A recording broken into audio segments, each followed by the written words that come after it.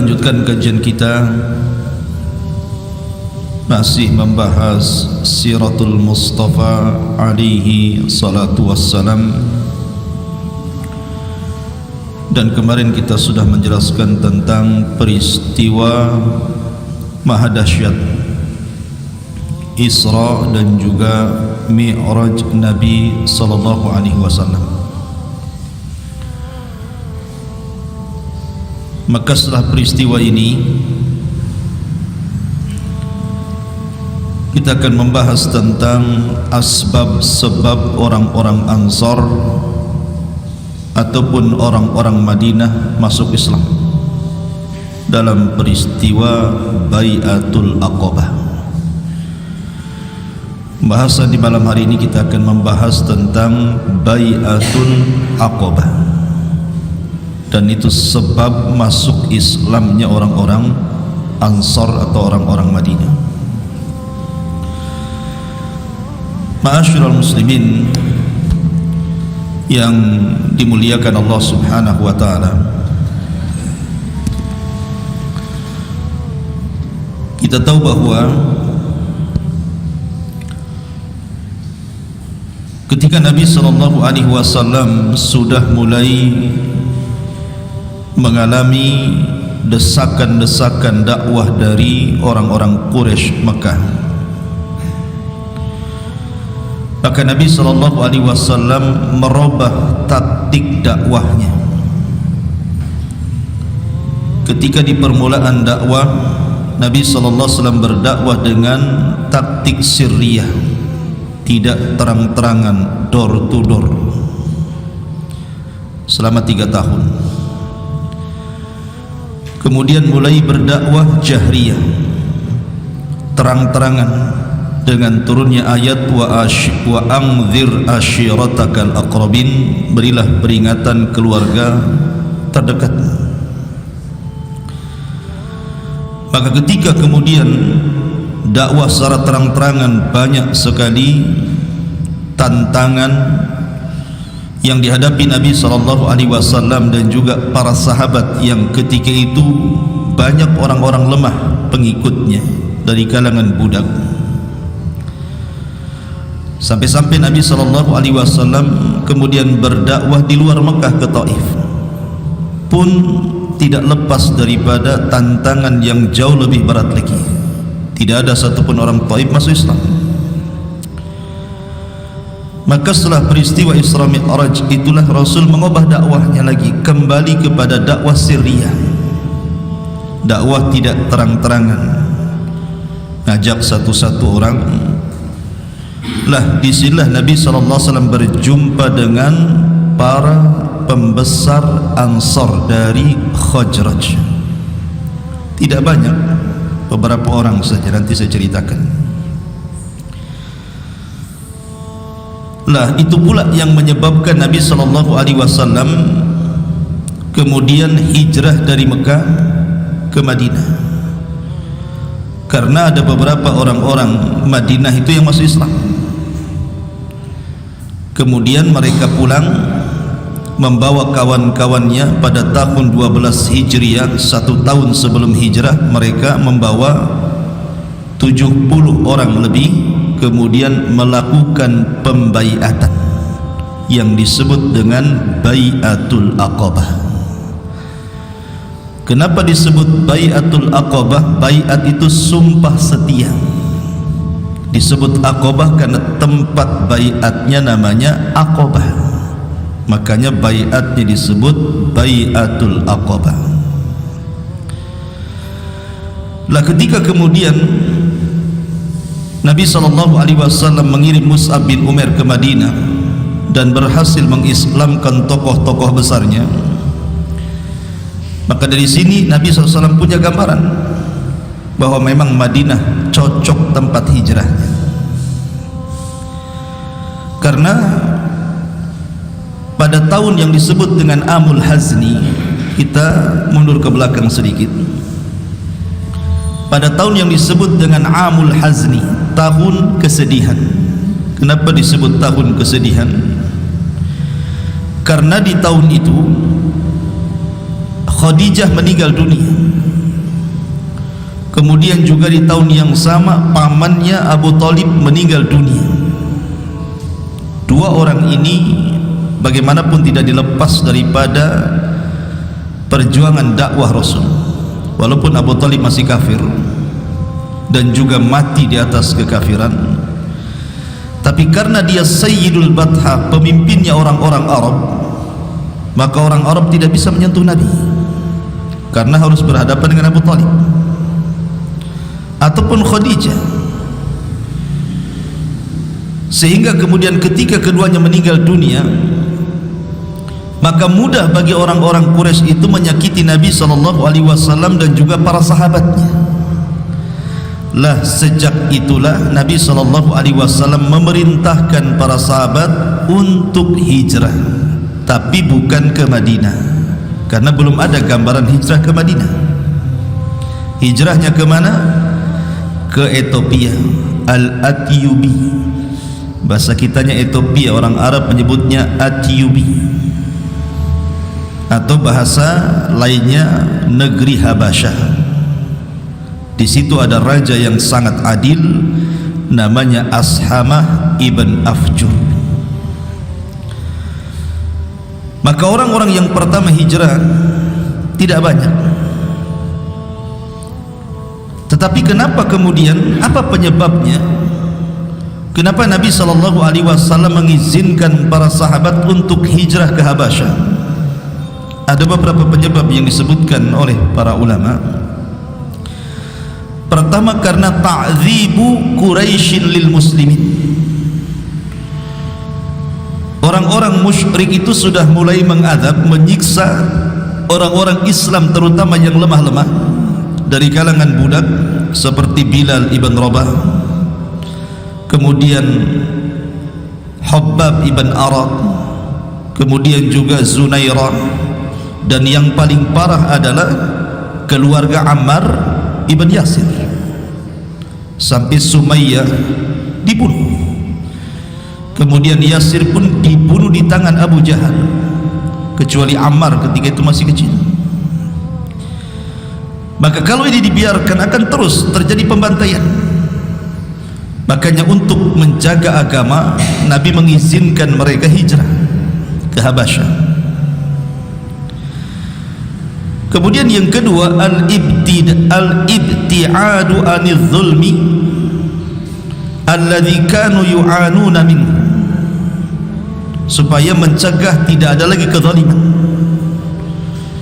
Sehingga kalau seandainya orang-orang ini sudah hijrah, siapa lagi mau disakiti? Tidak ada kezaliman lagi. Kemudian juga yang ketiga, dikhawatirkan kalau seandainya kemudian penyiksaan demi penyiksaan itu terus dilakukan, bisa-bisa iman para sahabat itu goyah. Boleh jadi nanti murtad lagi karena tidak tahan. Makanya Nabi membiarkan mereka hijrah. Kemudian juga ada sisi ekonomi, karena orang-orang Mekah itu kan biasa berniaga, yang biasanya mereka berniaga kalau tidak ke Yaman, ke Syam. Boleh jadi ketika mereka hijrah ke Ethiopia, bisa ada ladang baru untuk berdagang, membuka areal baru, karena mereka memang ahli berniaga. Yang bisa mengalahkan Cina itu orang Arab sebenarnya, karena sama-sama pedagang. Kemudian juga ta'minul musa'adati fil majalil askari min kibalil ahbas, karena alasannya di negara Ethiopia itu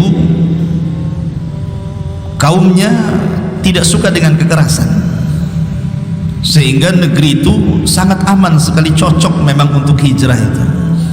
Karena ada pilihan sebenarnya, ke Yaman bisa, ke Syam bisa. Kenapa ke Ethiopia?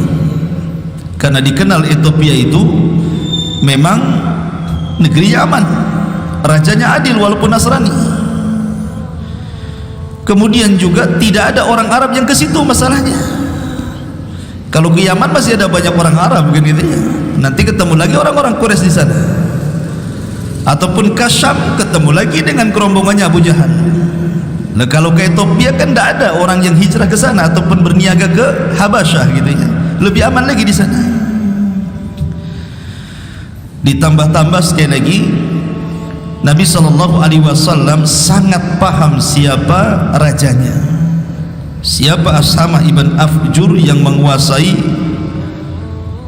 Afrika kala itu, ya, menguasai negeri Ethiopia. Makanya ini salah satu jasa besar daripada Raja Ethiopia kala itu, Ashamah ibn Afjur atau dikenal dengan Najasyi, sebab orang-orang Afrika tersebarnya Islam di sana karena berbangga dengan rajanya. Sampai hari ini di Afrika kan tersebar. Di masa Utsman ibn Affan radhiyallahu an, Utsman orang yang pertama kali menyeberangkan tentara lewat lautan. Belum ada sejarahnya. Di zaman Nabi belum ada perang laut. Di zaman Abu Bakar juga sama. Di zaman Umar sebenarnya sudah didesak. Ketika Muawiyah menjadi gubernur Syam itu, Muawiyah minta, karena pasukan kaum muslimin sudah kuat, minta sama Umar agar Umar ini mengizinkan kaum muslimin diseberangkan lewat lautan. Tetapi Umar kemudian berdiskusi dengan para pedagang dan bertanya kondisi lautan. Macam mana kondisi lautan itu? Orang naik kapal itu rasanya seperti apa? Ketika melihat bahayanya lebih besar, maka Umar mengatakan, demi Allah saya tidak akan menyeberangkan satu pasukan pun di lautan. Ketika Umar meninggal dunia, kemudian Utsman menjadi khalifah. Utsman didesak lagi oleh Muawiyah. Akhirnya kemudian Utsman mengizinkan menyeberangkan pasukan sampai ke daratan Afrika, dengan syarat, kata Utsman, jangan dipaksa. Mau ikut silahkan, tidak ikut tidak apa-apa. Maka Muawiyah mempersiapkan pasukan menyeberangi lautan, akhirnya membebaskan Afrika. Tersebarlah Islam di Afrika sana, dan orang Afrika bangga dengan rajanya. Ethiopia itu Raja Habasyah. Kenapa? Karena satu-satunya raja di zaman Nabi yang beriman adalah Ashamah ibn Afjur, Raja Najasyi. Taib, ma'asyiral muslimin yang dimuliakan Allah Azza wa Jalla, itu diantara kenapa sebab kaum muslimin kemudian sampai hijrah ke Habasyah. Dan di sini ada faedah besar. Satu, as-sabru ala syiddati wal bala fi sabilillah, bahwa seseorang itu dilatih kesabaran ketika menghadapi sebuah ujian yang sangat berat di jalan Allah. Harus sabar. Tekanan-tekanan dakwah di Quraisy itu perlu dengan kesabaran. Alhamdulillah antum masuk Islam sejak kecil sampai hari ini nggak ada yang merongrong agama antum. Maksudnya dari luar. Sekarang yang merongrong agama itu bukan dari luar, dari dalam. Orang Islam sendiri yang menjelek-jelekan Islam. Orang-orang Islam sendiri yang berusaha mengaburkan ajaran Islam. Kalau dulu jelas-jelas musuhnya. Sehingga di Mekah saja mereka sudah sabar sedemikian rupa.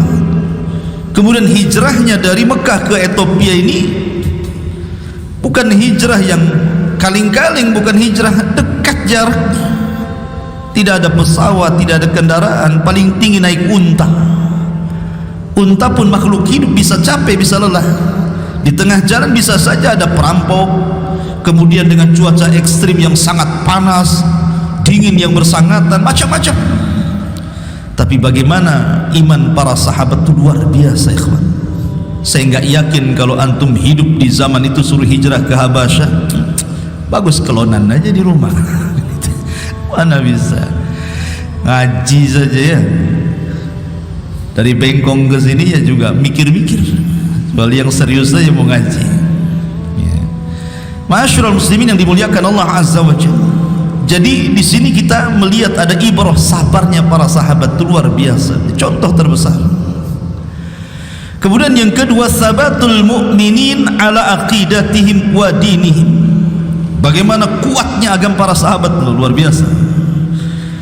Betul-betul digembleng oleh Allah Azza wa Jalla dengan berbagai macam ujian, mereka tidak murtad.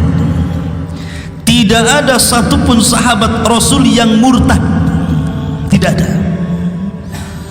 Hanya orang Syiah saja yang mengatakan Abu Bakar murtad sepeninggal Nabi, Umar murtad sepeninggal Nabi, Uthman murtad, Aisyah, Hafsah, dan hampir mayoritas sahabat murtad kecuali beberapa para sahabat katanya. Pertama Salman Al-Farisi, Miqdad ibn Aswad, Abu Dhar Al-Ghifari, Ali bin Abi Thalib. Enak kali murtadkan Abu Bakar. Kalau kita banding-bandingkan Abu Bakar dengan Ali, jauh. Abu Bakar itu orang nomor 2 setelah Nabi, dari segi iman, dari segi pengorbanan, dari segi apapun. Bagaimana mereka mengatakan Abu Bakar kafir, Umar kafir? Mana akalnya? Tidak ada satu sahabat yang murtad. Ma'asyiral muslimin yang dimuliakan Allah Azza wa Jalla. Kemudian juga faedahnya di sini, lihat bagaimana kasih sayang Rasul kepada sahabatnya. Rasul tidak mau ada orang yang disiksa lagi. Makanya Nabi SAW memiliki kasih sayang yang luar biasa kepada umatnya. Daripada engkau ditekan, disiksa di sini, sudahlah cari tempat yang tenang ibadah di sana. Ini bentuk kasih sayang Nabi pada umatnya. Dan dari sini pula Allah sedang mempersiapkan bagi orang-orang yang beriman bahwa Islam ini bukan hanya milik orang Arab. Dengan hijrahnya para sahabat ke beberapa negara di luar Arab, Allah sedang mempersiapkan bahwa Islam juga akan tersebar di Afrika. Dan betul di zaman Utsman, Afrika dikuasai kaum muslimin. Dan hari ini banyak orang Islam di sana. Ma'asyiral muslimin, bagaimana kisah hijrah ini? Ma'asyiral muslimin yang dimuliakan Allah Subhanahu wa taala, hijrah ke Afrika, Ethiopia atau Habasyah itu dilakukan 2 kali. Yang pertama al-hijratul ula ilal Habasyah, hijrah yang pertama ke Habasyah. Nanti ada lagi hijrah yang kedua. Lah ketika kemudian para sahabat Nabi SAW mendapatkan tekanan dari para pembesar Quraisy, kemudian Nabi SAW mengatakan kepada para sahabatnya, lau kharajtum ila ardil Habasyah fa inna biha malikan la yadlim indahu ahad.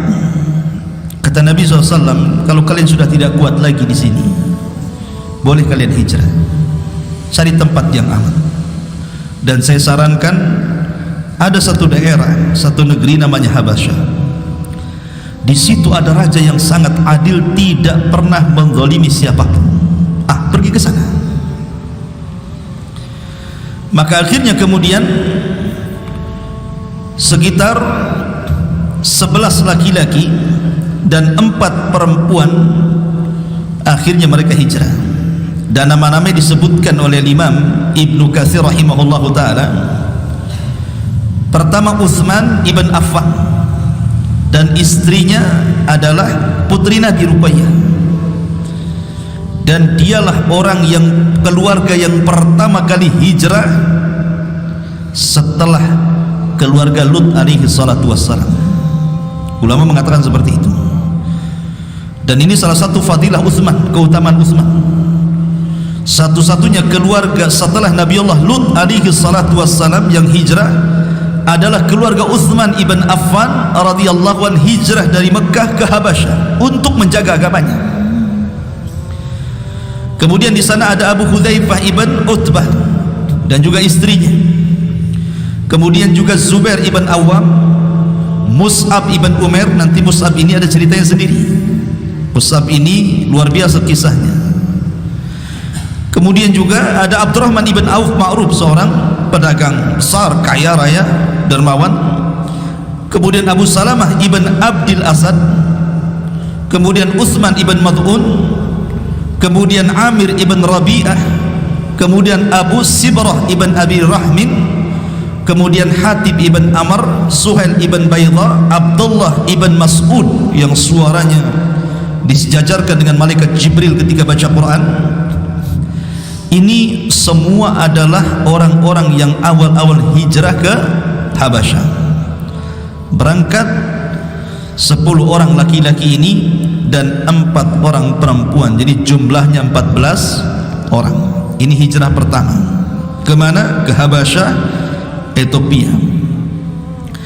Ma'asyiral muslimin yang dimuliakan Allah Azza wa Jalla, tidak lama mereka di sana,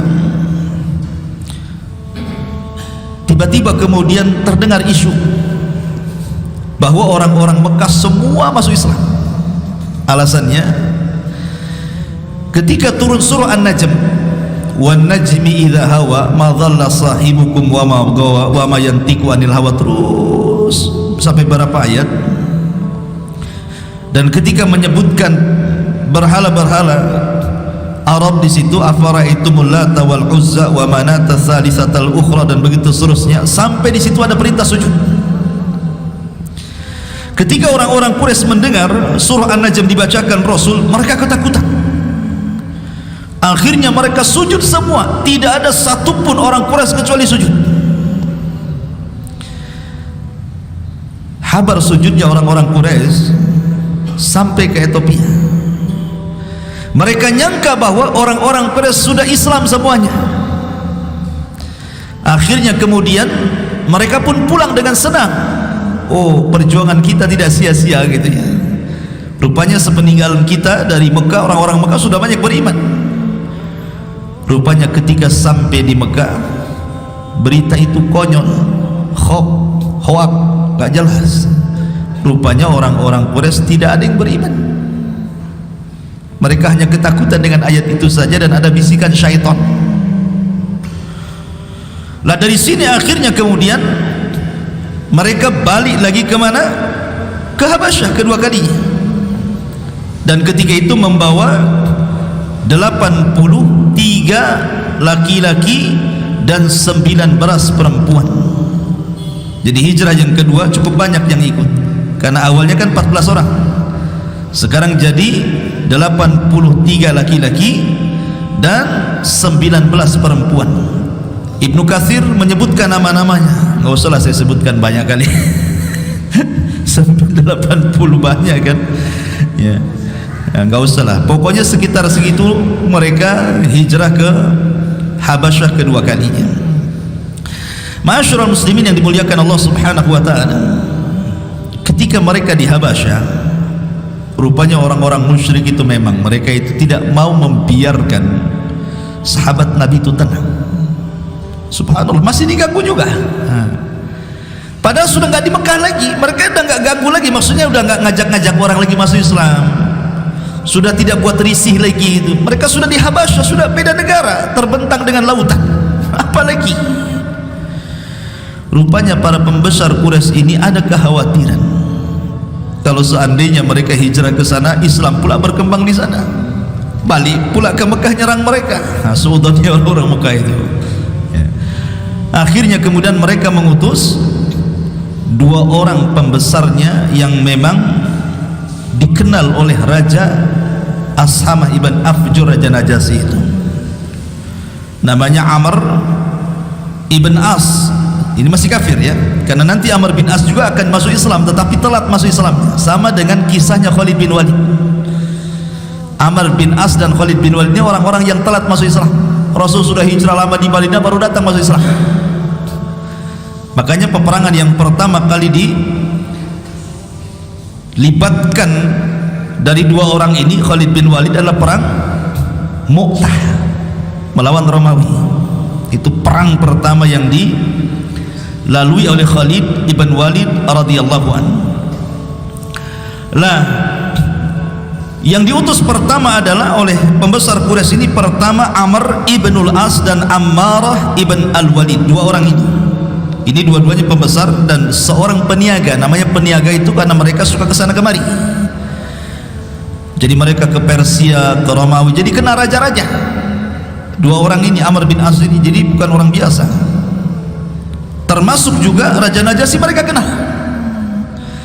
Makanya para pembesar Quraisy ini menyuruh 2 orang ini untuk datang ke Raja Najasyi, memberikan hadiah agar memulangkan orang-orang hijrah itu, kembalikan ke Mekah. Itu tujuan jeleknya di situ. Tapi Najasyi itu ikhwan, raja cerdas.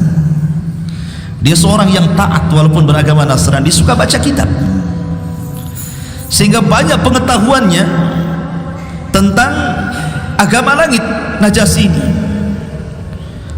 Sementara Amr bin As dan Ammarah ini orang musyrik, tidak paham soal agama-agama langit, mereka orang musyrik.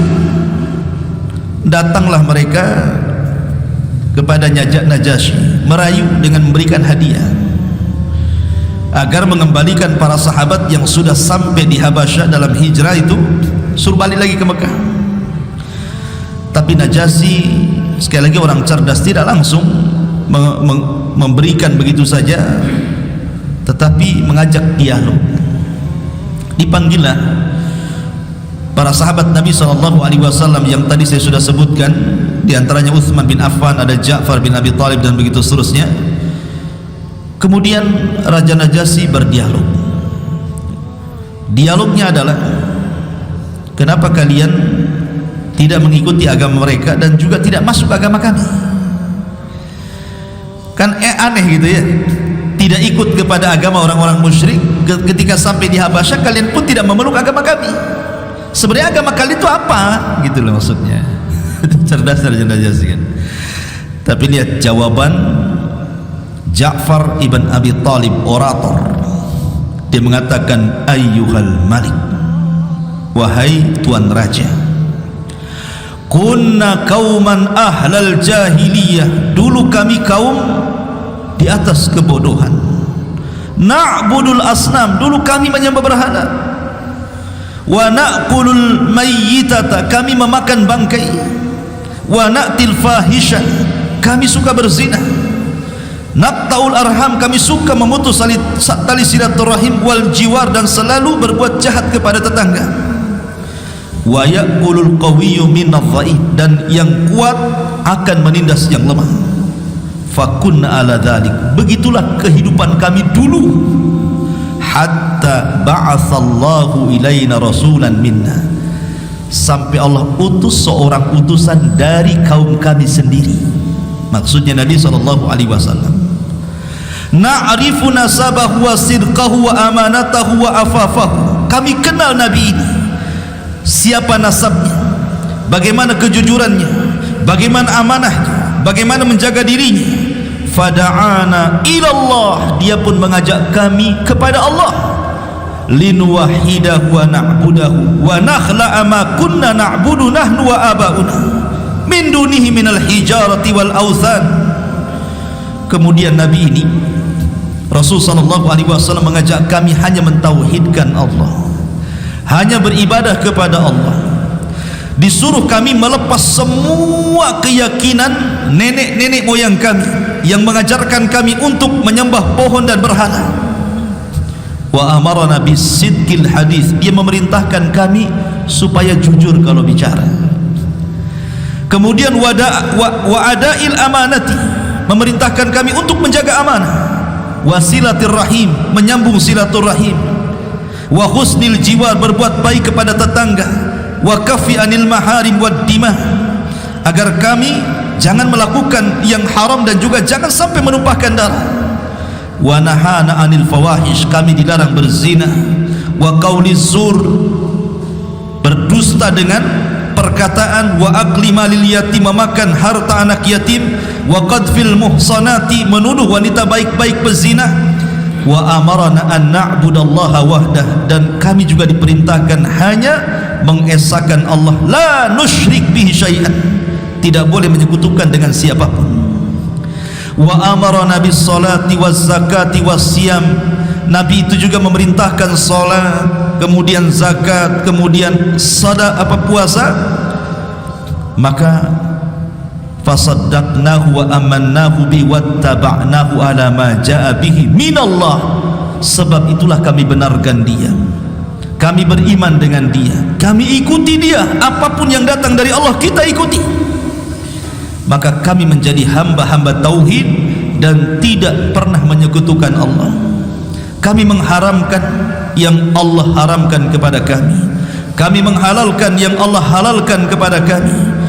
Kemudian tiba-tiba ketika kami seperti ini, orang-orang ini, maksudnya siapa?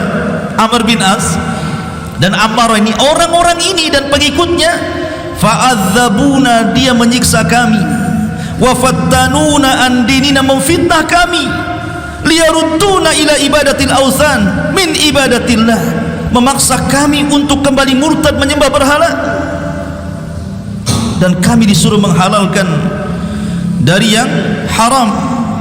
Kemudian falamma qaharuna wa zalamuna wa dayyaqu alaina, ketika mereka maksa kami, mendolimi kami, menyempitkan kami, halu baina wa baina dinina kharajna ila biladika, kami pun sempit dada kami, terpaksalah kami hijrah ke negerimu. Lihat alasan sahabat kan. Dengan sebab inilah kami hijrah ke negerimu wahai raja. Wakhtarnak ala siwak wa raghabna fi jiwarik wa rajawna alla nadhlim indaka ayyuhal malik, dan kami pilih negerimu tempat hijrah kami, dan kami senang berada di sisimu wahai sang raja, dan kami tidak akan melakukan kezaliman di negerimu wahai raja. Terdiamlah Raja Najasyi, bahwa ini bukan ajaran biasa, ini yang dibawa oleh Nabi Muhammad SAW bukan ajaran biasa, ini ajaran rahmat, keadilan. Maka kemudian Najasyi mengatakan kepada Ja'far ibn Abi Talib yang mewakili orang-orang hijrah ini, hal ma'aka mimma ja'a bihi anillahi min syai'. Taib, adakah dalil atau apalah yang datang dari nabimu yang membenarkan ucapanmu itu? Maka Ja'far bin Abi Talib mengatakan, na'am ya. Kemudian Raja Najasyi mengatakan, faqra'hu alayya, kalau gitu bacakan kepadaku. Akhirnya kemudian Raja Najasyi mendengarkan bacaan Quran yang dibaca Ja'far ibn Abi Talib yang sangat indah. Ka ya ain sad, dzikru rahmati rabbika 'abdahu Zakaria idh nada rabbahu nidaan khafiyah, sampai kepada wadhkur fil kitabi Maryam idh intabadat min ahliha makanan syarqiyya fattakhadat min dunihim hijaban fa arsalnaha ilaiha ruhana fatamassala laha basharan sawiyya, ila akhir surah Maryam. Dijelaskan kata Ummu Salamah. Ummu Salamah itu salah satu wanita yang ikut hijrah, istri daripada Abu Salamah, yang kemudian Abu Salamah meninggal, akhirnya menikah dengan Nabi. Dia mengatakan, ketika Raja Najasyi mendengar bacaan ayat Al-Quran yang dibaca oleh Ja'far bin Abi Talib, apa kata dia? Baka, dia pun menangis.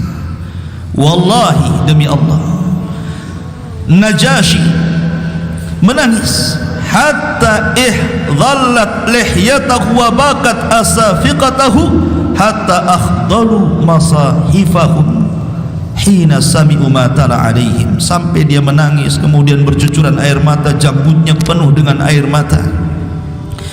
Tiba-tiba Najasyi mengatakan, inna hadha walladhi ja'a bihi Isa la yakhruju min miskatin wahidatin in talaqa fala wallah la usallimuhum ilaikuma.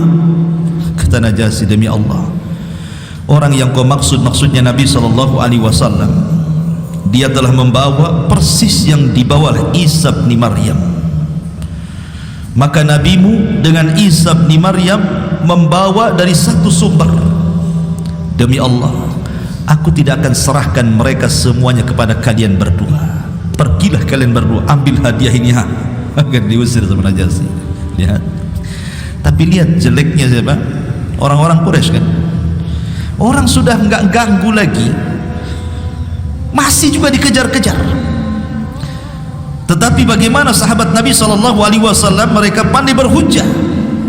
Sebab itulah mereka istiqamah dalam agama. Makanya pentingnya ilmu, ikhwan, karena hanya dengan ilmu lah orang bisa istiqamah itu. Jangan tinggalkan majelis ilmu, di mana saja ada majelis ilmu antum hadir, karena hanya dengan itu antum bisa istiqamah. Ma'asyiral muslimin yang dimuliakan Allah Azza wa Jalla, kembali ke depan. Tadi kan kita tarik ke belakang, kita tarik ke depan. Kita tinggalkan orang-orang yang hijrah di Habasyah, kita kembali ke Mekah. Ketika tahun 12 Hijriah, atau 11 Hijriah, artinya 2 tahun lagi Rasul hijrah. Karena Rasul tinggal di Mekah itu usia dakwahnya 13 tahun, dan diangkatnya beliau menjadi nabi di usia 40 tahun. Berarti usia beliau di Mekah itu sekitar 53 tahun baru hijrah. Baru di Madinah 10 tahun, ketika genap 63 tahun beliau wafat. Jadi kebanyakan hidupnya tinggal di Mekah. Makanya berat ikhwan, 50 tahun lebih Nabi tinggal di negerinya, tiba-tiba diusir, suruh meninggalkan negerinya. Coba antum tiba-tiba kemudian diusir dari Indonesia, antum disuruh kemana gitu kan? Kalau mungkin asalnya Malaysia, diusir ke Malaysia, udah jelas negaranya kan itu. Tetapi ini kan tempat kelahirannya di Mekah, tiba-tiba kemudian diusir ke tempat yang bukan asal kelahirannya, kan berat ikhwan, berat sekali tantangan Rasul itu. Dan Rasul tahu bagaimana posisi Mekah itu adalah negeri yang paling mulia, negeri pertama kali diibadahi di permukaan bumi itu Mekah. Belum ada negeri orang beribadah, di Mekah sudah ada sejak diciptakan langit dan bumi. Adam alaihi salatu wassalam, disitulah dia mengatakan, Rabbana zalamna anfusana wa illam taghfir lana wa tarhamna lanakunanna minal khasirin. Kalimat taubat pertama yang diucapkan Adam di negeri Mekah, Arafah. Jadi Nabi SAW seolah-olah kemudian bicara dengan tanah haram, tanah Mekah, demi Allah engkau tanah yang paling kucintai, yang paling bersih, yang paling indah, macam-macam dipuji Rasul. Kalaulah bukan karena kaumku mengusirku, aku tidak akan meninggalkan dirimu. Sedihnya Nabi meninggalkan Mekah ini. Tetapi ikhwatu fiddin, ada alasannya kenapa Rasul kemudian akhirnya memilih kota Yathrib dulunya, kemudian disebut Madinah setelah hijrahnya Rasul. Ada sebabnya. Ketika 11 Hijriah, para pembesar Ansar dari Khazraj dulu, karena Ansar itu terbagi menjadi 2 kabilah, satu kabilah Khazraj dan satu kabilah Aus. Dan Khazraj itu lebih besar daerahnya dibandingkan Aus,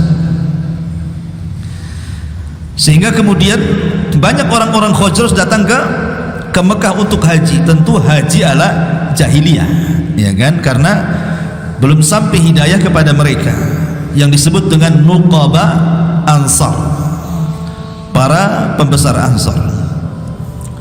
Ma'asyiral muslimin yang dimuliakan Allah Subhanahu wa taala, siapa saja mereka itu? Orang-orang yang kemudian awal-awal dari kalangan Ansar yang hijrah ataupun yang melaksanakan haji. Ma'asyiral muslimin yang dimuliakan Allah Azza wa Jalla, pertama 6 orang dari kalangan Khazraj itu. Satu namanya As'ad ibn Zurarah. Kemudian yang kedua, nanti As'ad ini perannya besar nanti ketika tersebarnya Islam di Madinah, nanti saya ceritakan. As'ad ibn Zurarah ini luar biasa. Kemudian Auf ibn Harith, kemudian Rafi ibn Malik, kemudian Qutbah ibn Amir ibn Hudaidah, kemudian Uqbah ibn Amir ibn Nabi, kemudian Jabir ibn Abdullah. Ini Jabir ini juga terkenal sahabat Rasul, putra dari tokoh namanya Abdullah ibn Haram. Ada ceritanya sendiri, menarik. 6 orang ini di tahun 11 Hijriah mereka haji ke Mekah. Kemudian mendengar di Mekah itu ada orang yang mengaku Nabi. Dan ingat, pernah saya ceritakan di sini, salah satu penyebab besarnya kenapa orang-orang Ansar masuk Islam, karena mereka sebelum masuk Islam mereka sudah mendengar maklumat kenabian. Sudah tahu orang-orang Ansar itu dari mana? Dari orang-orang Yahudi. Karena orang-orang Yahudi itu mereka rela ratusan tahun tinggal di Madinah, hijrah loh dari Yerusalem Palestina. Ketika kalah perang, akhirnya mereka hijrah sampailah ke Yathrib, Madinah. Padahal banyak tempat-tempat bagi orang Yahudi yang Allah berikan kecerdasan, maksudnya tempat-tempat yang nyaman untuk hijrah itu banyak. Mereka bisa ke Yaman, negerinya hijau. Mereka bisa ke Syam, negerinya maju. Kenapa pula kemudian mereka hijrah ke Yathrib, Madinah? Padahal Madinah itu secara cuaca ekstrim luar biasa dan bukan tempat ladang ekonomi yang bagus. Rupanya ada alasan, karena mereka suka membaca kitab-kitab mereka bahwa di situ adalah tempat hijrah Nabi akhir zaman. Makanya mereka berbondong-bondong hijrah dari Yerusalem ke Yathrib, dan mereka ratusan tahun sampai bergenerasi di situ, sampai ada yang meninggal lama menunggu nak muncul-muncul gitu ya. Tapi mereka berkeyakinan itu negeri hijrahnya Nabi, tapi mereka tidak tahu nabinya siapa. Akhirnya kemudian karena mereka selalu membaca maklumat kenabian akhir zaman itu, sehingga mereka sangat kenal ciri-cirinya. Sampai Allah Subhanahu wa taala mengatakan ya'rifunahu kama ya'rifuna abnahu. Mereka kenal Nabi yang akan dilahirkan itu lebih mengenal dia dibandingkan anak-anak mereka sendiri. Saking setiap hari dibacakan oleh pembesar mereka, oleh padri mereka, oleh pendeta mereka akan kemunculan Nabi dengan ciri-cirinya dan begitu seterusnya. Makanya saat kelahiran Nabi, apa yang terjadi? Pembesar Yahudi Madinah keluar rumah malam-malam karena melihat bintang Ahmad bersinar di langit, dan itu tidak ada yang mengetahui kecuali orang Yahudi bintang itu. Kemudian bertanya kepada orang-orang Yahudi, apakah di antara kalian ada yang dilahirkan? Akhirnya orang Yahudi pun kemudian menyebar antara Bani Quraidah, kemudian Bani Qunaiqa, Bani Nadir, mengecek rumah masing-masing. Rupanya di malam itu tidak ada bayi dilahirkan. Mulai gamang nih, kok nggak ada ya? Padahal itu ciri-ciri kelahirannya sudah ada, tapi kok nggak ada satupun orang Yahudi Madinah yang malam itu melahirkan anaknya. Akhirnya kemudian pembesar Yahudi ini berusaha mengontak orang Mekah, Yahudi yang ada di Mekah, ada nggak di sana yang lahir malam itu? Rupanya Yahudi yang ada di Mekah mendengar bahwa ada seorang wanita namanya Aminah, dia melahirkan seorang anak, dan kakeknya adalah Sayyidul Arab Abdul Muttalib. Akhirnya penasaran kan nih, dilihatlah bayi itu. Rupanya ketika dilihat, semua ciri-ciri kenabian ada di bayi itu. Menangislah pembesar Yahudi dan mengatakan apa? Zahabat nubuwatu Bani Israel, telah hilang kenabian Bani Israel dan telah diambil orang Arab. Lihat, ya kan? Makanya kenapa kalau antum membaca surah Al-Baqarah paling detail Allah menjelaskan tentang kisah Bani Israel. Baik panggilan pertama, ya Bani Israel adkuru ni'mati allati an'amtu alaikum, kemudian panggilan kedua juga selalu Allah mengingatkan nikmat-nikmat yang telah Allah berikan kepada nenek moyang Bani Israel. Karena surah Al-Baqarah itu satu surat turun di Madinah. Jadi dari awal Al-Baqarah sampai akhir itu semua Madani, karena turun di kota Madinah.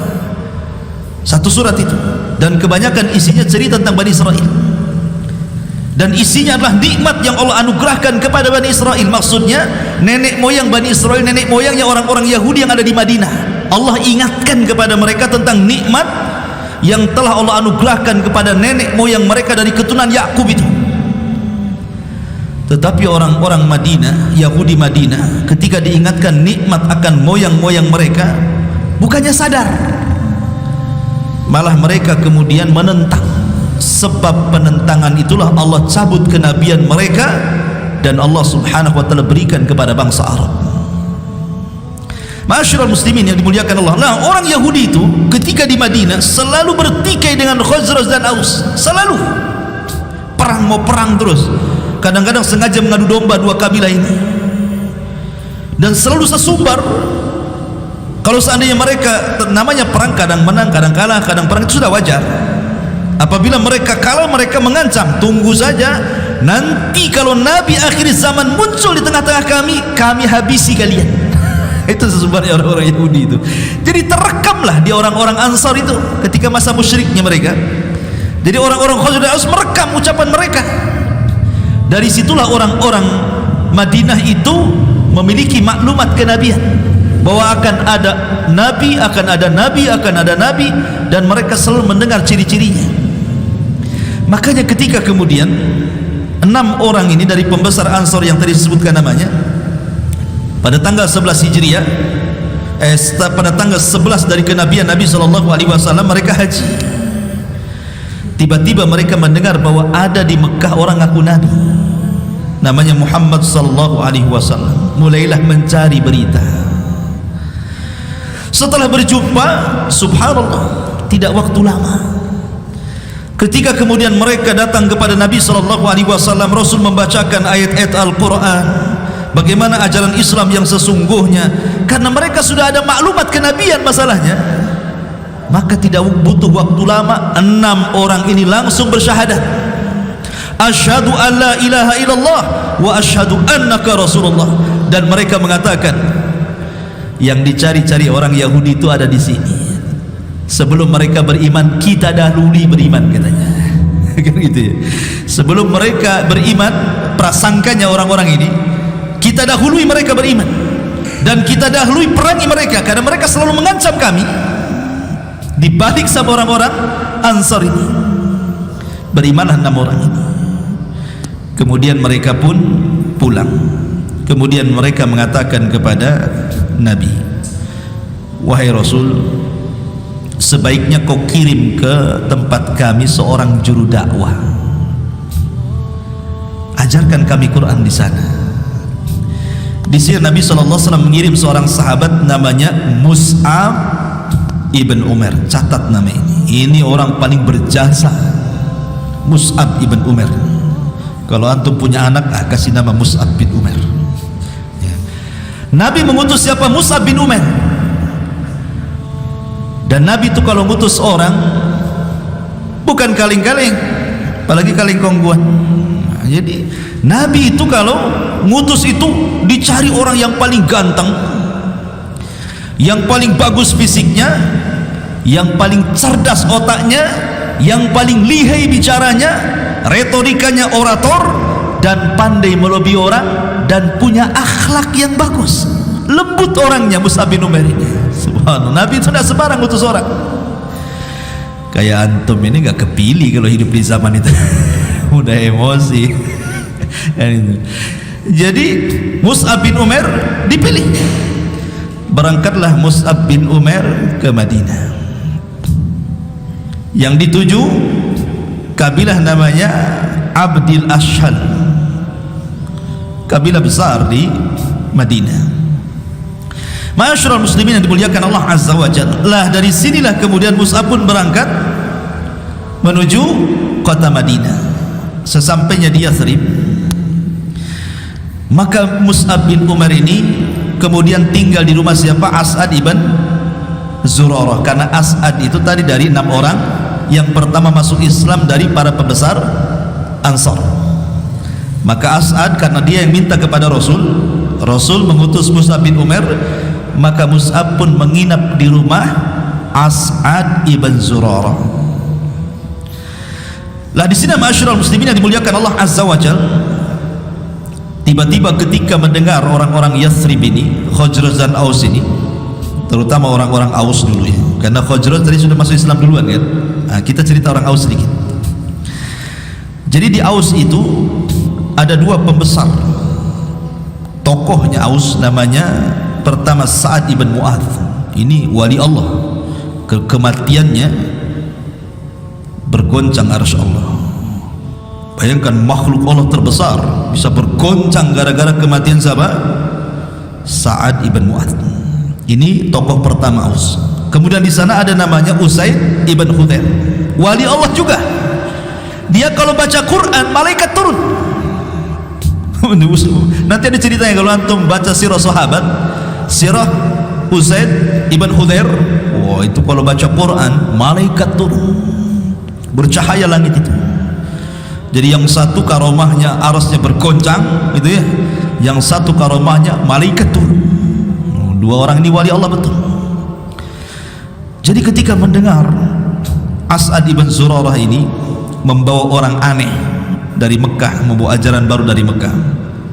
Marahlah Usaid ibn Hudhair ini. Dia pengen mengusir orang itu.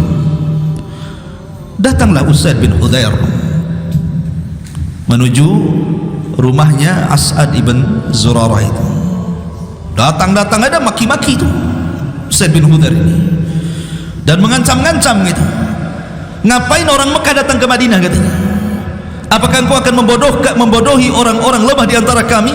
Pulang kau ke sana, jangan duduk di sini gitu. Langsung diusir, datang aja langsung diusir sama Usaid bin Hudhair ini. Tapi Mus'ab bin Umar ini orang yang cerdas berdiplomasi, ikhwan. Dia mengatakan kepada Usaid bin Hudhair, begini wahai Tuan Usaid, gimana kalau seandainya kau duduk sebentar? Aku akan menjelaskan tentang agama yang kubawa. Kalau seandainya cocok dengan telingamu, alhamdulillah. Kalau tidak cocok, saya balik, dosa diusir. Kan enak tuh bahasanya kan, objektif namanya ya. Kalau kau memang apa yang saya akan bacakan kau suka, alhamdulillah. Enggak suka, saya balik, selesai. Tidak ada usir-usiran di sini. Lah Usaid bin Hudhair ini orang cerdas. Dia pembesar, tidak mungkin seseorang dijadikan pembesar kalau tidak cerdas kan gitu ya. Akhirnya dia duduk di hadapan Mus'ab. Lah As'ad ibn Zurarah sudah membisikkan sebelum kedatangan Usaid ibn Hudhair ini kepada Mus'ab, wahai Mus'ab, ini yang datang ini bukan orang biasa, ini pembuka pintu hidayah kepada kaumnya. Kalau kau bisa mengislamkan dia, wah nikmat besar. Dibisikin sama As'ad ibn Zurarah ini. Mulailah ketika datang Usaid bin Hudhair duduk, kemudian Mus'ab membacakan ayat-ayat Al-Quran, menjelaskan tentang agama Islam itu seperti apa, seperti tadi yang dijelaskan oleh Ja'far di hadapan Najasyi, bagaimana ajaran Islam itu sedemikian luar biasanya, penuh dengan rahmat itu ya. Tiba-tiba kemudian lembutlah hatinya Usaid bin Hudhair ini, langsung lembut. Bahkan dia mengatakan, demi Allah, agama yang kau bawa itu indah sekali, tidak ada ajaran seperti itu dalam agama kami. Bagaimana caranya aku bisa masuk agamamu? Gitu langsung masuk Islam, subhanallah ya. Dia sahabat ikhwan, sekali dibacakan Quran masuk iman ke hati mereka itu. Kita hari-hari dibacakan Quran keras saja hati kita, tidak jelas gitu ya. Itulah hati kita ini keras sekali, tidak banyak maksiat mungkin hati kita keras ini ya. Akhirnya kemudian kata Mus'ab ibn Umar dan As'ad ibn Zurarah, kalau gitu taghtasil, kamu harus mandi, kamu harus membersihkan pakaian, kemudian engkau harus bersyahadat dengan kebenaran, kemudian kau sholat. Akhirnya dia pun mandi, kemudian dia pun membersihkan dirinya, kemudian kembali bersyahadat, kemudian dia pun melaksanakan sholat. Lah Usaid bin Hudhair ini ingin merayu pimpinan besarnya Aus, siapa? Sa'ad bin Ubadah, kan belum masuk Islam. Dia cari Sa'ad bin Ubadah ini sama Usaid bin Hudhair. Kemudian dibohongi sama Usaid bin Hudhair. Ketika ketemu Sa'ad bin Ubadah, wahai Sa'ad, saudaramu, maksudnya As'ad ibn Zurarah itu kan masih ada kekerabatan dengan pemimpin Aus. Dia mengatakan, orang itu telah diancam, maksudnya Sa'ad ibn Ubadah ini dibohongi sama Usaid bin Hudhair, kerabatmu si As'ad ibn Zurarah itu mau dibunuh sama Bani Haritha, cepat kau tolong. Padahal tidak ada yang mau bunuh dia, cuman gertak saja. Itu kerabatmu itu si As'ad ibn Zurarah itu mau dibunuh oleh kabilah Bani Haritha, case-nya saya tidak tahu, cepat tolong sebelum dia dibunuh katanya. Hamiah jahiliyahnya datang ke kabilahnya. Orang Arab itu mereka fanatik kabilah, fanatik suku. Jangan sentuh satu orang, bangkit semuanya. Ketika mendengar mau terancam nyawanya As'ad bin Zurarah, ini bukan soal Mus'ab bin Umar, ini soal apa? Kekabilahan ini, fanatik kabilah. Datanglah Sa'ad bin Ubadah dengan Usaid bin Hudhair ke tempatnya As'ad ibn Zurarah. Di situ ada Mus'ab ibn Umar. Ketika datang Sa'ad Ibn Mu'ad paham ini nggak beres Ustaz ini kata. Nggak ada apa-apa. Akhirnya ketika Mus'ab bin melihat Mus'ab marah juga dia, persis seperti Usaid bin Hudair di awal-awal datang marah, dia pun marah. Ngapain kau orang Mekah ada di sini katanya? Kau mau menipu orang-orang lemah di sini? Pergi kau ke Mekah katanya. Diusir juga. Sekali lagi kata Mus'ab, saat sini lah dulu. Saya akan bacakan dulu. Kalau kau cocok alhamdulillah, enggak cocok saya pergi katanya. Persis seperti yang dikatakan kepada Usaid bin Hudair. Lah Sa'ad bin Mu'adz ini juga orang cerdas juga, orang nomor satunya Aus. Akhirnya duduk juga lah Sa'ad bin Mu'adz ini, didengerin apa yang dibacakan oleh Mus'ab bin Umair ini. Subhanallah, masuk lagi hidayah. La haula wala quwata illa billah. Luar biasa ini dakwanya Mus'ab bin Umair ini. Dua pembesar Aus masuk Islam dalam satu waktu. Akhirnya kemudian setelah maklumat Islam masuk kepada otaknya Sa'ad bin Mu'adz ini, maka Sa'ad bin Mu'adz langsung pulang kemana? Ke kaumnya Bani al-As'ar. Dia pembesar kaumnya, semua takut sama dia. Dikumpulkan satu kabilah dia, orang-orang Aus itu. Langsung to the point saja kata Sa'ad bin Mu'adz, aku sudah masuk Islam. Kemudian dijelaskan bagaimana ajaran Islam kepada kaumnya. Siapa di antara kalian yang tidak mau masuk Islam, jangan bicara selamanya denganku. Diancam mereka nih. Subhanallah ya. Ini enaknya nih kalau pemimpin ngomong begini. Karena pemimpin itu mudah membuka pintu hidayah manusia. Kalau dia baik, baik semua rakyatnya. Kalau dia jahat, jahat juga lah kan itu. Katanya Sa'ad bin Mu'adz, siapapun yang tidak masuk dalam Islam, tidak mengucapkan dua kalimat syahadat, jangan bicara denganku. Takutlah kaumnya, dia pembesar. Apalagi Usaid bin Hudair juga pembesarnya udah masuk Islam. Akhirnya satu semua satu kabilah masuk Islam. Aus itu mereka dia. Luar biasa. Karena Khazraj sudah lebih dahulu masuk Islam. Ya kan, pembesarnya sudah ke Mekah duluan di musim haji kan. Ini kan cerita Aus di sini. Akhirnya merembetlah kepada siapa? Pembesar Khazraj. Siapa? Sa'ad bin Ubadah. Ketika dua manusia ini masuk Islam, Sa'ad bin Mu'adz dan Sa'ad bin Ubadah, dua Sa'ad, mudah ngapalnya. Sa'dan, dua Sa'ad, satu Sa'ad bin Mu'adz, satu Sa'ad bin Ubadah, satu pemimpin Aus, satu pemimpin Khazraj. Ketika dua-duanya masuk Islam, satu kabilah Aus masuk Islam, satu kabilah Khazraj masuk Islam, itulah disebut dengan Ansar. Kalau antum pengen tahu siapa Ansar itu, Ansar itu gabungan dari dua kabilah Khazraj dan Aus. Pemimpin Aus Sa'ad bin Mu'adz, pemimpin Khazraj Sa'ad bin Ubadah. Inilah sebab Islamnya orang-orang Ansar. Ya, paham sampai di sini? Nah. Maka akhirnya kemudian mereka datang pada tahun ke-12 kan itu ya. Akhirnya kemudian yang tadinya 6 orang datang kepada Nabi SAW pada tahun 12 Hijriah, haji kedua kali setelah tahun depannya. Maka mereka melakukan pembaiatan yang disebut dengan Bai'at Aqabatil Ula, Bai'at Aqabah yang pertama tahun 12 Hijriah. Kemudian terjadi lagi pembaiatan yang kedua yang disebut dengan Bai'ah Aqabah Tsaniyah. Bai'at yang kedua itu ketika pasca hijrah, mendekati waktu hijrah Nabi. Di awal-awal tahun ke-13 sebelum hijrah Nabi. Datanglah sekitar 73, 74, 75, pokoknya di bawah 80 lah, dan di atas 70. Datanglah orang-orang Madinah haji lagi di tahun ke-13 ke Mekah.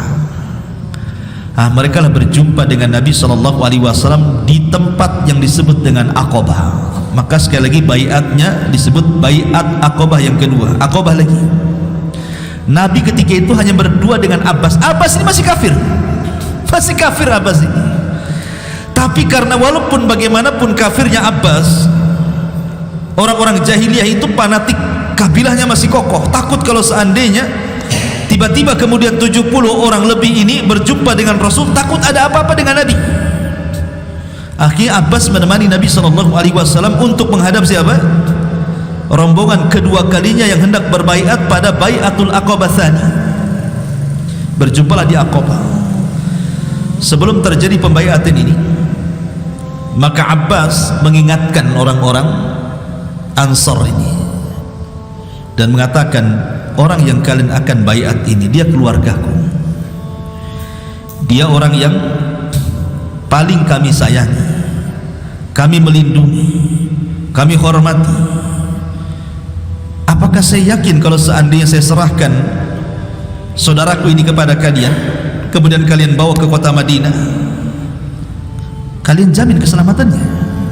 Padahal masih kafir Abbas ini, tetapi dia membela Nabi. Sekali lagi hamiyah jahiliyah, karena kesukuan di sini. Makanya jasa Abbas inilah, ketika Abbas ikut perang dalam Badar, Abbas ini ikut tentara siapa? Abu Jahal. Dan di belakang tentara Abu Jahal melawan tentara kaum muslimin. Di perang Badar itu, ketika setelah hijrah, Abbas ikut perang melawan Nabi. Tapi Nabi mengingatkan kepada orang Ansar, nanti kalau terjadi perang jangan bunuh Abbas. Itu diantara jasanya, jangan bunuh Abbas. Makanya ketika terjadi perang Badar nggak dibunuh Abbas, kena tawanan. Kemudian setelah itu masuk Islam setelah perang Badar. Ya. Tapi di sini Nabi SAW diingatkan. Setelah kemudian terjadi perjanjian mereka akan melindungi Nabi SAW, maka mereka pun melakukan pembaiatan yang kedua, namanya Bai'ah Aqabah yang kedua. Apa janji setia pada Bai'at Aqabah pertama dan pada Bai'at Aqabah yang kedua? Adapun pada Bai'at Aqabah yang pertama, dijelaskan oleh ahli sejarah bahwa Nabi SAW, sebagaimana dijelaskan dalam hadis Ubadah ibn Samit radhiyallahu an, bagaimana Rasul berpesan kepada mereka. Apa kata Ubadah bin Samit? Perhatikan ini isi Bai'at Aqabah yang pertama, bagus sekali. Bay'ana Rasulullah sallallahu alaihi wasallam lailatal aqabatil ula. Rasul telah mengambil sumpah setia kami di malam Bai'at Aqabah yang pertama, kata Ubadah bin Samit. Ala nusyrika billahi syai'an, agar kami tidak boleh menyekutukan Allah dengan siapapun. Tauhid pertama. Tauhid, pentingnya tauhid di sini sebelum yang lainnya. Kemudian wala nasrik, kami dilarang mencuri, karena kebiasaan bangsa Arab, mereka suka menjadi perampok padang pasir. Tidak boleh mencuri lagi. Kalau sudah masuk ke agama Rasul, tidak boleh merampok, tidak boleh merompak, tidak boleh mencuri. Wala nazni, yang ketiga tidak boleh berzina. Ingat ketika saya menjelaskan bagaimana pernikahan ala jahiliyah, semua perzinahan, ya kan? Dan itu adat istiadat mereka berzina. Kemudian yang keempat, wala naqtulu auladana, kami tidak boleh membunuh anak-anak kami, karena tradisi orang-orang jahiliyah itu wal mau'udatu su'ilat bi ayyi dzambin qutilat. Jadi mereka suka mengubur anak perempuan hidup-hidup dan membiarkan anak laki-laki, karena menurut mereka anak laki-laki mulia, anak perempuan hina, maka dikubur hidup-hidup. Kami dilarang membunuh anak-anak kami lagi. Wala na'tihi bi buhtanin naftarihi baina aidina wa arjulina, kita tidak boleh dusta lagi, sesama kita tidak boleh berdusta, karena orang aib menganggap dusta itu aib. Wala na'sihi fi ma'ruf, dan kita tidak boleh bermaksiat dalam hal kebaikan. Fa in waffaitum falakumul jannah, kata Rasul, kalau kalian melaksanakan isi baiat ini, kujamin kalian masuk surga. Fa in ghasyitum min dzalika syai'an fa ukhidtum bihaddihi fid dunya fa huwa kafaratun lahu. Tapi kalau kalian kemudian menyelisihi janji setia ini, kemudian kalian masih mencuri, kalian masih berzina, tiba-tiba kemudian kalian diadili di dunia dengan hukum hudud, kalau mencuri potong tangan, atau murtad dipenggal lehernya gitu ya, maka hukuman-hukuman di dunia itu kafarah bagi kalian. Artinya kalian sudah dihukum di dunia, tidak akan dihukum lagi di akhirat, kan itu kafarahnya. Tetapi kata Nabi SAW, kemudian wa in sutirtum alaihi ila yaumil qiyamah, tapi kalau kalian berbuat dosa, kalian mencuri atau yang lainnya, kalian tidak sempat tertangkap, tidak sempat diadili di dunia. Kalau mencuri tidak sempat dipotong tangan karena tidak melaporkan kepada hakim, fa amrukum ilallah, maka urusan kalian dikembalikan kepada Allah. In sya'a azab, kalau Allah mau Allah azab kalian, wa in sya'a ghafar, kalau Allah mau Allah ampuni kalian. Ini isi baiat yang pertama. Isi baiat yang kedua, sumpah setianya adalah dijelaskan oleh Abbas ibn Ubadah ibni Nadkhalat al-Ansari radhiyallahu anhu. Dia mengatakan, ya ma'syarul Khazraj, hal tadruna ala ma tubayi'una hadar rajul. Wahai orang-orang Khazraj, orang-orang Ansar, kamu tahu enggak maksud kalian baiat ini? Apa sih maksud kalian baiat ini? Qalu, mereka mengatakan, na'am ya. Qala innakum tubayi'unahu ala harbil ahmari wal aswadi minan nas. Kalian akan membayat orang ini di atas peperangan melawan orang-orang yang berkulit merah dan berkulit hitam dari kalangan manusia. Artinya konsekuensinya akan perang. Makanya kenapa tauhid itu fasil antara hak dengan yang batil, dan selamanya hak dengan batil itu akan perang. Konsekuensinya berat kan? Perang. Tapi bukan berarti Islam tegak di atas peperangan, tidak. Karena dari 20 lebih peperangan Rasul yang terjadi pertumpahan darah bisa dihitung dengan jari. Selebihnya damai. Menunjukkan bahwa perang itu bukan satu-satunya solusi gitu. Ada solusi lebih daripada itu, damai. Menunjukkan Islam tidak dibangun dengan peperangan, jangan salah.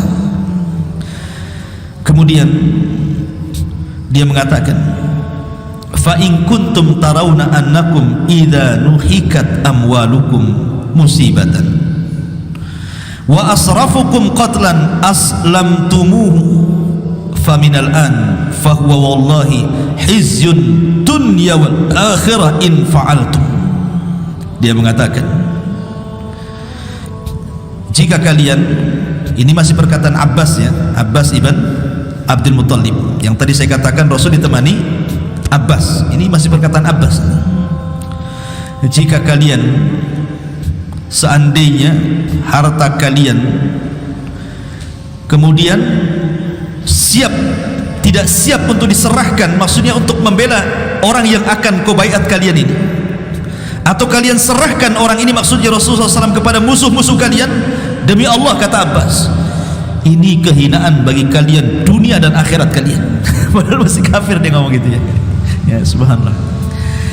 Kemudian dia mengatakan, wa in kuntum tarawna annakum wafuna lahu bima da'autumuhu ilaihi ala nuhkatil amwal wa qatlil asrafi fakhudhuhu fahuwa wallahi khairud dunya wal akhirah.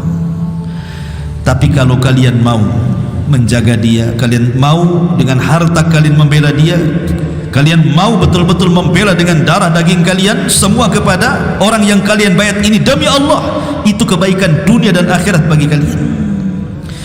Kemudian banyak sekali cerita, akhirnya mereka pun siap membaiat Rasul. Apa isinya? Maka kemudian dijelaskan, isinya adalah tubayi'uni ala sam'i wat ta'ati fin nasyati wal kasali wan nafaqati fil usri wal yasri alal amri bil ma'rufi wan nahyi anil munkari wa in taqulu fillahi la takhafu fillahi lawmata la'im wa ala an tansuruni fatamna'uni idza qadimtu alaikum mimma tamna'una minhu anfusakum wa azwajakum wa abna'akum wa lakumul jannah. Niat Rasul mulai mengikat dalam perjanjian bai'ah Aqabah yang kedua, kata Rasul, kalian harus janji setia kepadaku, kalian harus berbaiat kepadaku ala sam'i wa ta'ah, kalian harus mendengar dan kalian harus taat. Makanya kenapa syiar para sahabat itu, ikhwan, apapun yang diperintahkan Allah dan Rasulnya, mereka tidak mengatakan sami'na wa asaina, mereka akan katakan sami'na wa ata'na. Itu syiarnya para sahabat. Mau berat, mau ringan, mau susah, mau sulit, mau masuk di akal, mau tidak masuk di akal, maka mereka akan mengatakan sami'na wa ata'na, kami dengar dan kami taat. Innama qaulul mu'minin idza du'u ila Allahi wa rasulihi an yaqulu sami'na wa ata'na. Sampai Allah gambarkan dalam Quran itu. Kata kunci seorang mukmin itu apabila dipanggil oleh Allah dan Rasulnya, kata-katanya cuma satu, sami'na wa ata'na. Itu syiar para sahabat. Mereka disuruh taat kepada pemimpin, karena pemimpin mereka Nabi sekarang. Maka ini juga syiar ahli sunnah wal jamaah, kita harus taat kepada pemimpin, kita harus taat kepada pemerintah kita, tidak boleh memberontak. Dilarang kita memberontak kepada pemerintah yang sah, karena itu wataknya orang-orang Khawarij. Ala sam'i wa ta'ah fin nasyati wal kasal, baik kalian ketika semangat atau kalian ketika lemah, tetap kalian harus taat dan mendengar. Kemudian wan nafaqati fil usri wal yasri, dan kalian siap menginfakkan harta-harta kalian, baik kalian di waktu senang atau kalian di waktu susah. Makanya kenapa orang-orang para sahabat itu luar biasa, ikhwan, dalam infak mereka itu tidak pernah terbayang oleh kita bagaimana mereka berinfak seolah-olah mereka tidak takut kemiskinan. Lihat Abu Bakar, semua hartanya diinfakkan, ikhwan. Mana ada orang sekarang semua harta diinfakkan? Kalau ada kejadian sebuah hartanya diinfakkan, langsung dibilang ODGJ. Gitu. Oh, tahu oleh ODGJ? Apa ODGJ itu? Hah? ODGJ, gangguan jiwa. Ya, orang gila. Kalau orang menginfakkan semua hartanya pasti bilang, oh, gila deh, itu kan uang, kenapa dikasih? Gitu kan. Langsung digila-gilakan sama orang itu kan. Orang waras dibilang gila, gimana orang gila? Ya. Ma'asyiral muslimin yang dimuliakan Allah Azza wa Jalla, alal amri bil ma'rufi wan nahyi anil munkar, dan kalian siap memerintahkan manusia kepada kebaikan. Bukan hanya itu saja, mencegah manusia dari kemungkaran. Orang mudah mengajak kebaikan, solat bisa, tapi ketika di atas kemungkaran belum tentu orang bisa mencegahnya. Makanya dua-duanya yang dipisah. Ajak manusia kepada kebaikan, cegah dari kemungkaran. Dan kalian harus mengatakan yang benar, dan tidak boleh takut kepada siapapun kecuali kepada Allah. Rasul memberikan penegasan, kalian harus mengatakan yang benar itu benar, yang salah itu salah, dan kalian tidak perlu takut kepada manusia. La takhafuna fillahi laumata laim. Sebanyak apapun manusia mencela kalian gara-gara kalian menegakkan kebenaran, jangan takut, ada Allah di antara kalian, kata Nabi. Langsung didoktrin tauhid, ya kan? Kemudian kata Nabi sallallahu alaihi wasallam, wa ala antang suruni, dan kalian wajib menolong aku, membela diriku seperti kalian membela diri-diri kalian, membela istri-istri kalian, membela anak-anak kalian. Kalau kalian siap, walakumul jannah, kau dapat surga semuanya, kata Nabi. Ini kan, ini baiat Aqabah yang kedua. 70 orang ini sami'na wa ata'na, siap mendengar, taat, laksanakan. Nah, itu bahasa tentaranya. Maka akhirnya kemudian mereka pun pulang. Ketika mendengar ada kresak-kresuk, orang-orang Quraisy mulai dengar nih, ada apa kok ada kumpul orang-orang Madinah di Aqabah ini membaiat Nabi SAW. Mulai gusar nih orang-orang Quraisy ini, ada apa ini kresak-kresuk di Aqabah ini? Dari situlah akhirnya mereka pun mulai menekan orang-orang Madinah. Tetapi yang 70 lebih ini banyak yang selamat. Mereka keburu pulang ke Madinah sebelum kemudian dihadang oleh orang-orang Mekah. Cuma 2 orang saja yang kemudian tertangkap. As'ad ibn Zurarah tangkap, tapi kemudian lepas. Yang satunya dibawa ke Mekah, tapi kemudian mendapatkan perlindungan, akhirnya lolos juga dan selamat semuanya sampai di kota Madinah. Sejak itulah dari Baiat Aqabah yang kedua tersebarlah Islam di kota Madinah dengan sebab dakwah Mus'ab ibn Umair tadi. Rasul dengar di Madinah berkembang Islam, kemudian yang di Habasyah juga itu dengar bahwa di Madinah sudah banyak orang. Disitulah mulai penekanan dakwah Rasul semakin dipersempit dan mulai ada ancaman pembunuhan. Ketika ada ancaman pembunuhan, di mana Abu Jahal sudah mempersiapkan laki-laki terbaik dari semua suku, kemudian sidang di sebuah tempat namanya Dari Nadwah. Bayangkan Dari Nadwah ini yang mendirikan kakeknya Nabi, tapi dipakai untuk merencanakan pembunuhan Nabi. Ya. Mereka sidang di situ, mencari solusi gimana caranya membunuh Nabi. Akhirnya sampai kemudian iblis ikut terlibat dalam rapat. Kira-kira nih, kalau iblis ikut terlibat dalam rapat, apa yang terjadi dalam rapat itu? Iblis ikut rapat. Kalau iblis ikut rapat, selesailah urusan kan itu. Dia menyamar seperti Syekhun Najd, orang tua kakek-kakek dari Najd. Jadi ketika Darun Nadwah Abu Jahal sedang rapat, masuklah kakek tua ini, Najd ini, jelmaan dari iblis ini, ikut rapat. Tamu tak diundang. Kemudian dia mengenalkan dirinya begini, akhirnya boleh masuk dalam rapat. Udah kacau lah kalau iblis ikut rapat, ikhwan. Gak ada ceritanya. Tetapi subhanallah, ketika banyak ide-ide tentang soal mau membunuh Rasul, Abu Jahal lah yang paling cemerlang idenya. Semua dibantah ide-ide orang-orang itu, kecuali Abu Jahal, Amr bin Hisham, atau dikenal dengan Abul Hakam. Ide saya, bagaimana kalau seandainya kalian dari kabilah-kabilah masing-masing kirim pemuda terbaik kalian? Sebab kalau satu orang saja untuk membunuh si Muhammad itu, nanti kabilahnya bisa bangkit, balas dendam dia. Tapi kalau semua kabilah terlibat, kamu ngirim berapa anak muda, kamu ngirim berapa anak muda, kamu berapa, semua kabilah terlibat, kemudian kita membunuh dia, kabilahnya tidak mungkin bangkit, dia akan menghadapi banyak kabilah. Kata iblis, sodakta, kau benar. Ini iblis ikut idenya siapa? Abu Jahal. Bayangkan, iblis ikut Abu Jahal, harusnya Abu Jahal ikut iblis kan?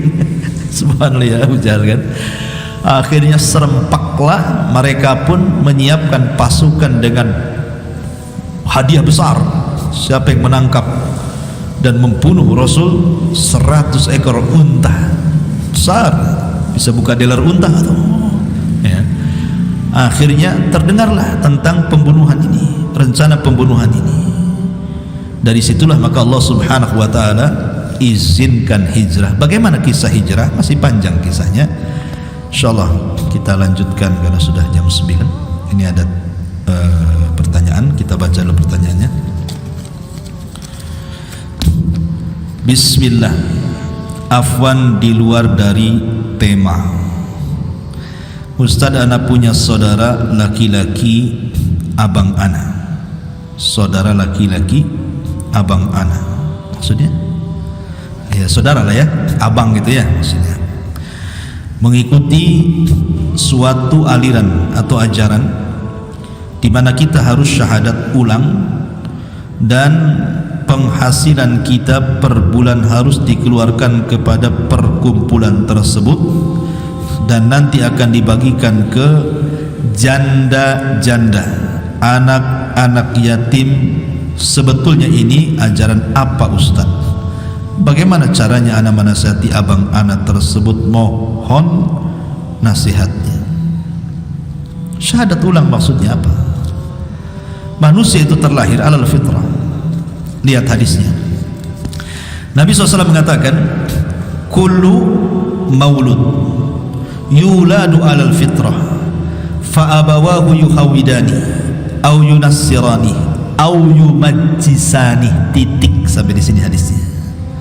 Setiap bayi yang dilahirkan ke permukaan bumi itu di atas fitrah, mengenal siapa Rabbnya, ditanamkan tauhid rububiyah itu. Tapi kemudian orang tuanya yang menjadikan dia Yahudi, satu, atau orang tuanya yang menjadikan dia Nasrani, dua, atau orang tuanya yang menjadikan dia Majusi, tiga. Dan hadisnya titik sampai di sini, tidak ada koma. Dalam hadis ini tidak ada kata-kata dan bapaknya yang menjadikan dia Muslim. Paham? Gak ada kan kata-kata?